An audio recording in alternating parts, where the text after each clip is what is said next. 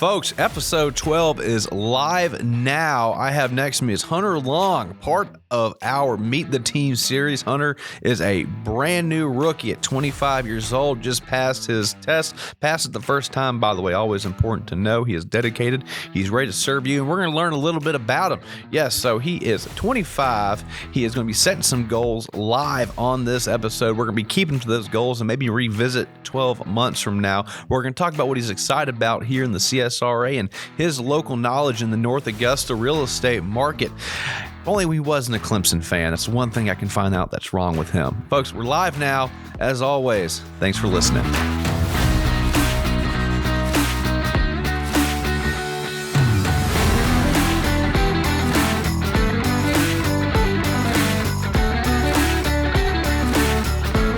And we are back. Episode 12 of the Market Shakers podcast, season 2, part of our mini Meet the Team series. And we've got the rookie right here next to me, Hunter Long. Thanks. You've got your license as of this recording date. It is February 24th. You've had your license for maybe 2 weeks. Yeah. Yes, sir. Potentially sent a referral out to Atlanta already. Hot on the trail. We've got a couple leads in we're tackling, some big things. So tell me everything you don't know right now. I don't know if we have that much time. No, we don't.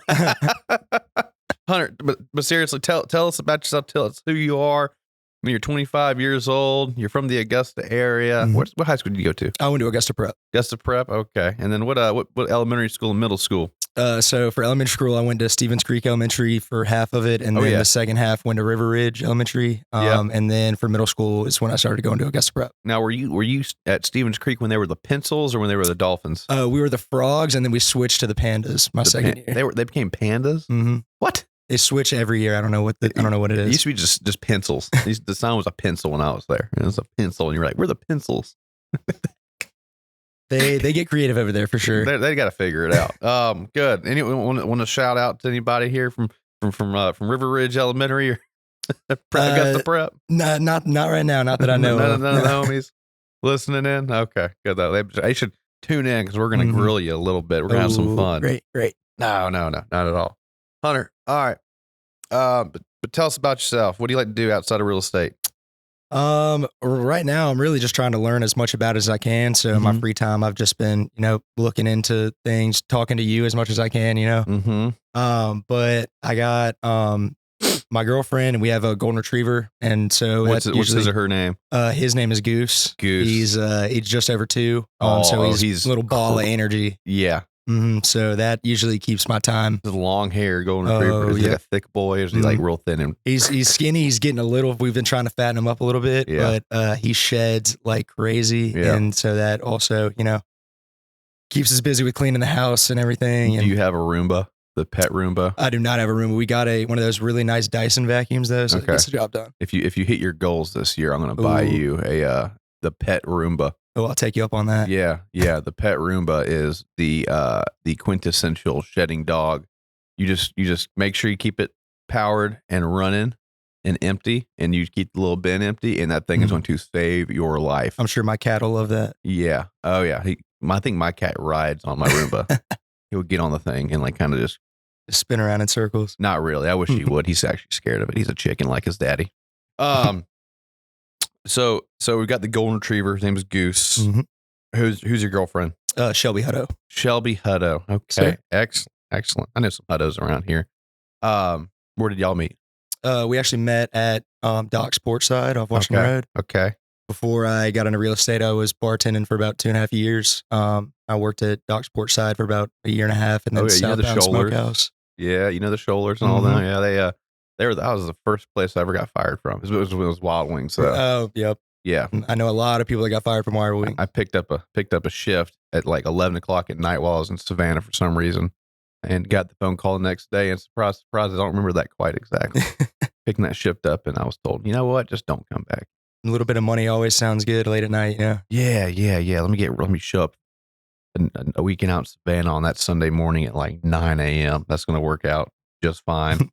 Yeah, no, it did not. It did not. But it's part of growing up, right? You live and you learn. It's part of growing up. You you have any side gigs right now while we're trying to make the real estate work? So right now, a good buddy of mine owns an event space on Central. It's called Unwind on Central. Okay. And so I'm helping him out with showing tours and cleaning after Where's events that and stuff at? like that. It's there's a old fraternity house right on Central, like just behind Augusta University. Yeah, the big castle looking thing. Mm-hmm. Yeah. It's right across the street from there. Oh, okay. I did not know that was there. Mm-hmm. Okay, so you're doing some event space showing, things like that. Sure. Cool. Trying to hone the skills a little bit, Well, I worked at a restaurant for 8 months. My first 8 months, answering phone calls in the bathroom on my night shift. Yeah, it was interesting. Somehow I figured out how to be a good restaurant server. Then I think it ties into doing it, the business well. it does. It's a service, right? And we always talk about replacing the fear of you don't want to be salesy. This is a very emotional thing, right? This is a lot of your worth is and a good real estate agent is going to be in the ability to handle people and handle different types of people. And you'll hear this from me all the time, but you want to listen for things when you're talking to people, truly listen and figure out very quickly what kind of person they are, being genuinely interested in what their needs are, which vary from person to person, what their motivations are, and the motivations and needs and interests of who you were trying to work with on the other side, right? And we talk about your ability to negotiation, and that's something we're going to have to learn over years and years of working on how to maximize those negotiations on behalf of your clients if they even want to maximize negotiations. Some people just want the dang house, and you're going to want to put your Spartan cap on and go to battle and kick them off ledges and stab them with the spear. And in reality, you're just there to be the ice cream man. You're just making the deal sweet for them, and that's all they care about, right? And learning that, and when you're working in the restaurant industry, as when you're bartending, different people had different needs, and it's a little bit. There's a lot of similarities. It translates well. So that's good. That's good. Being able to talk to people. There's someone's angry, right? Having a kind of diffuse situation. Always what do I do having here? to listen to people, being a little therapist for some people. Right. Everybody's got a story. Everybody wants to tell it. Throw them a quick little green tea bomb, green tea shot. Hey, quick pipe down. Make you feel a little better. Yeah. Yeah, exactly. So good. So why real estate? What really piqued your interest?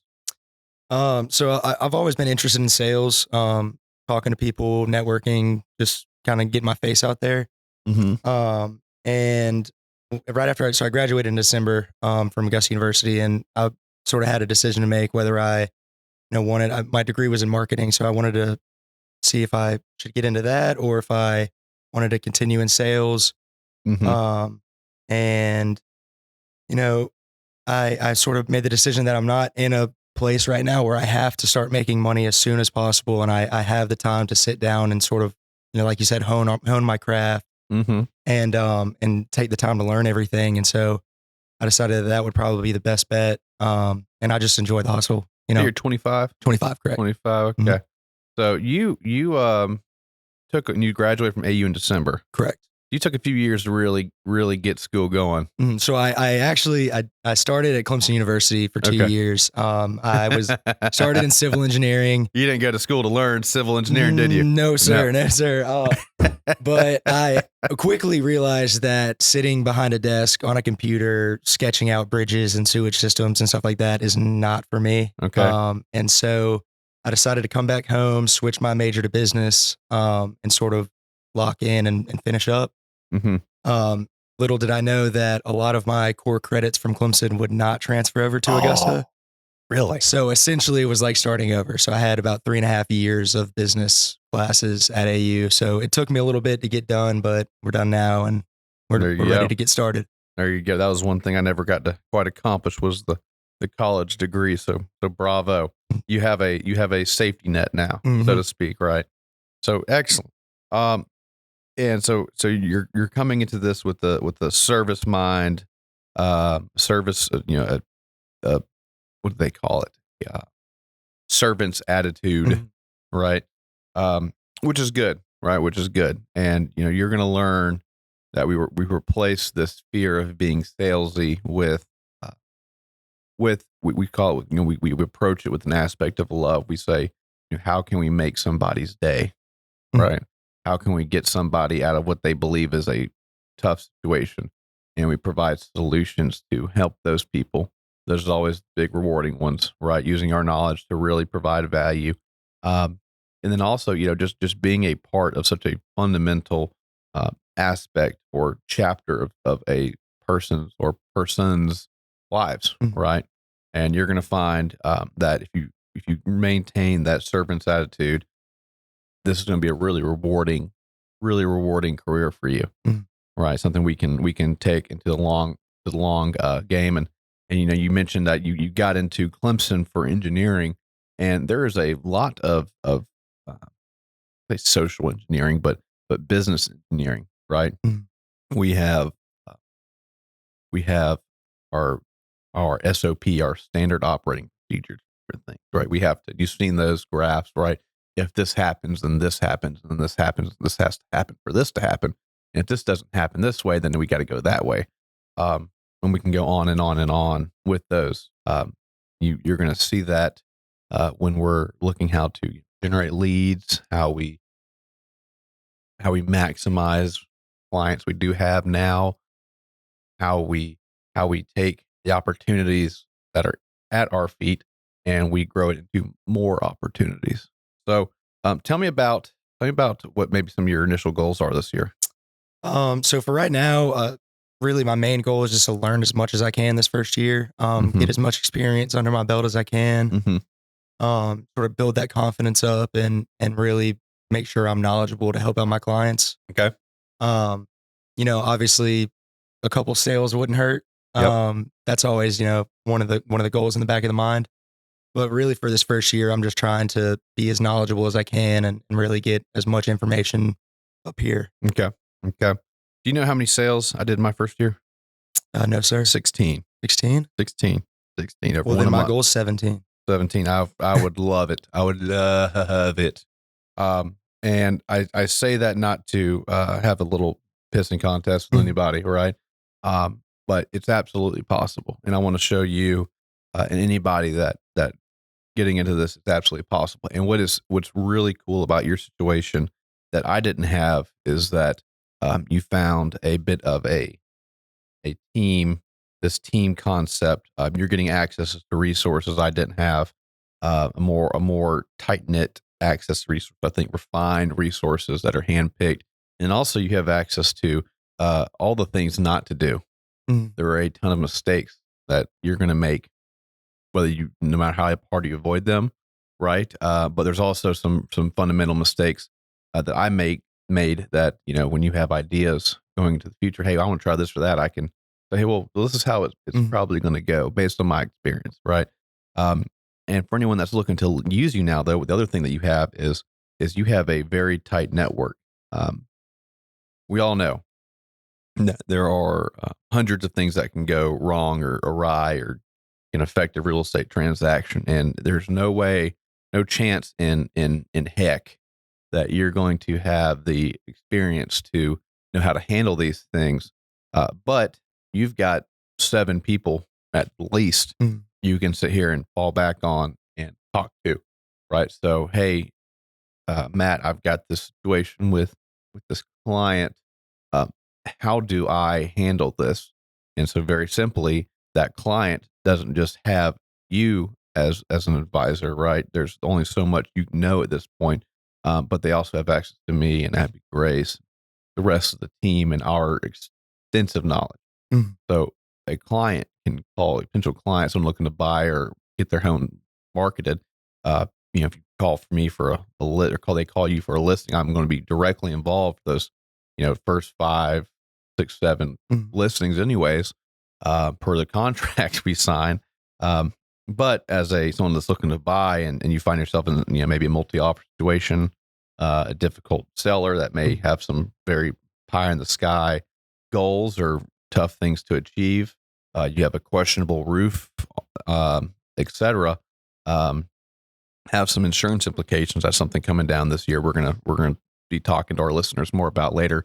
But when they call you, they're also getting me, and they're also getting Abby Grace, and they're getting our new intern, and they're getting the experience from Tyler and Gabe, Preston, and all of that. Right. So through you, they get access to a much broader level of experience. But with you, a buyer can get something that I can't offer them. And that's going to be a lot of time that you can dedicate to that one buyer, right? A lot of time and attention to digging up houses and taking more in-depth approach, because you have the time right now, which is nice. So you get some experience mixed with a little more dedicated in attention, right? Something that I find more tougher and tougher to give everybody these days. And I spend a lot of money making sure that I still can give a lot of attention to anyone who calls me directly. So that's what they're getting with you. You're going to find that, and you need to make sure you utilize it, because if you don't utilize it, you're not doing your service to that client, because it is a resource you have access to, and only through you do they get that access. Have access to and should use. Right. So we're going to set a goal. So you set a goal of 17 houses this year. 17. Okay. I'm going to hold you to it. Starting right now. So I want to see from March to March of 2026, 17 houses. Okay. If you want to see Matt's goal get broken, you know who to call. Oh, I like it. Oh, all right. So this is how we're going to do it. Hunter, you're going to call. We've talked about this, right? So you want to add 30 people to your list. I call them your grocery store people. 30 people who you can call up, and it's not just like hey, this is Hunter Long. Hey, how are you? You want to buy or sell a house? These 30 people every quarter. It should be the phone calls. What's going on, man? How we doing? Right? Hey, girl. How was that Cosmo this weekend? Right? How you want to have a good solid relationship with people, and they know when they're calling you, you're calling because you're staying in. What's the F word? What's the F word? In flow. In flow. Yes, we're staying in flow with people. We are keeping up with their kids, with their goals, with their dreams, their work, their aspirations. We know what they want. We know what they're heading towards, and we want to help them get there. Right. And we're going to add 30 people over this next 3 months, 10 people a month, right? Sir. 10 people a month. Probably that's 2.5 appointments, 3 appointments a week, right? We're getting to know someone else more in depth, more intimately. And that's really about it. And we're doing that every single week.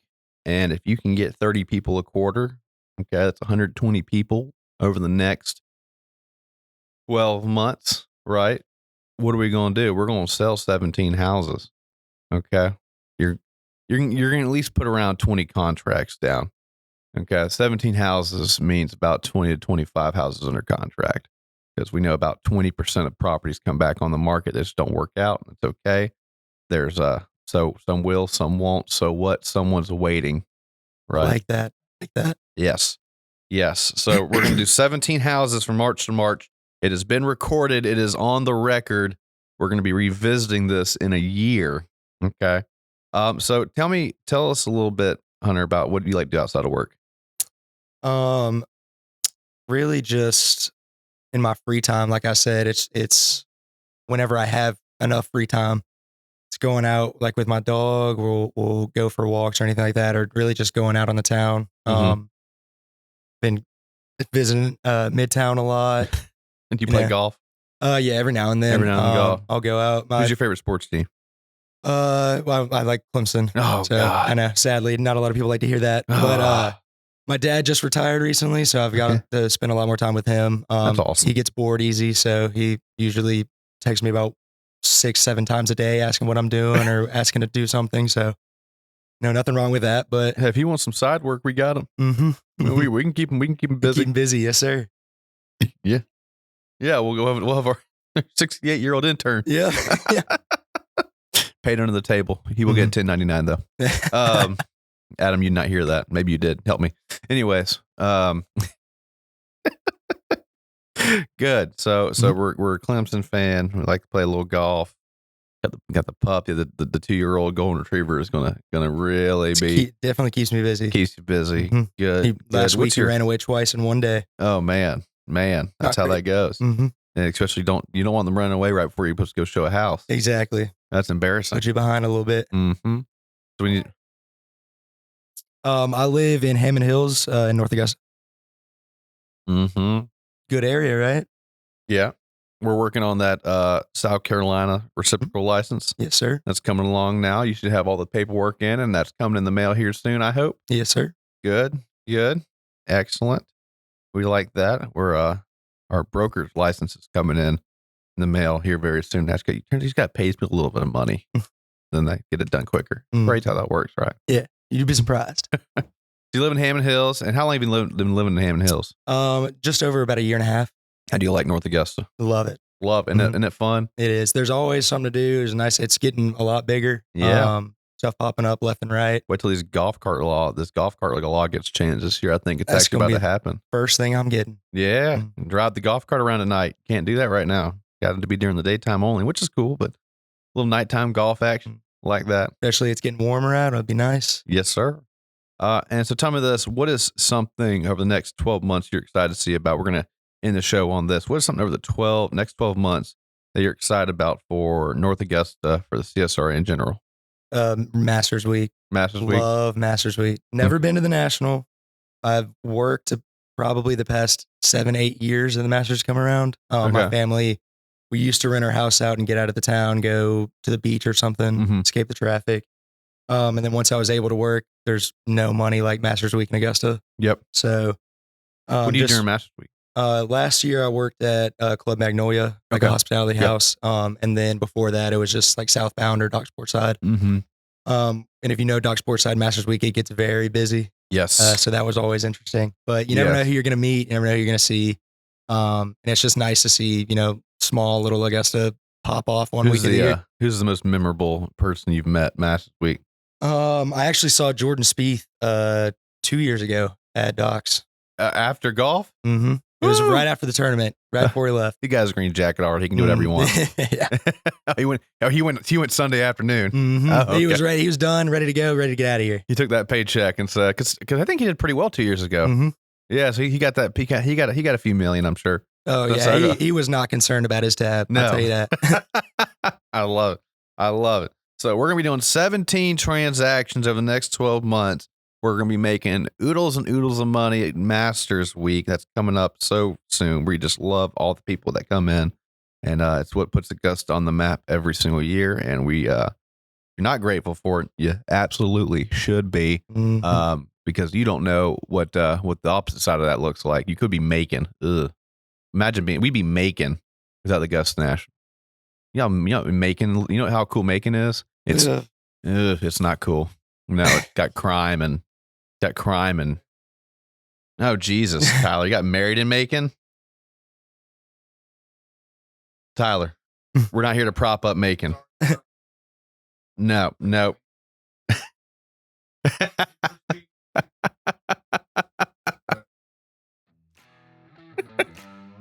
hope that hot mic is picking this up. Is that hot mic picking this up? Maybe. We'll find out. Hunter, well, I appreciate you coming on, man. Yes, Thanks sir. for sharing your story a me. little bit. We look forward to the upcoming year, and I look forward to seeing where you go in this industry. And we're going to get you there. We're going to get you off to a hot start, and we're going to get you set off, and you're going to be your own agent before you know it. Yes, sir. Sounds great. I appreciate it, Matt. I like it. Thanks for listening, y'all.